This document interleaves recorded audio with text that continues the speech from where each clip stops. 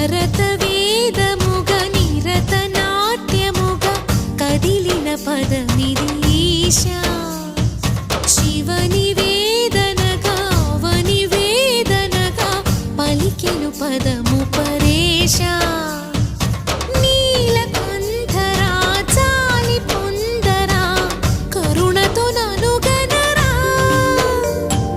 నీలకంఠరా శైలమందిరా మొరవిని బదులిడరా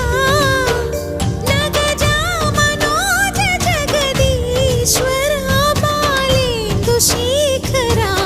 శంకరా భరత వేదముగ నిరత నాట్యముగ కదిలిన పదమిది ఈశా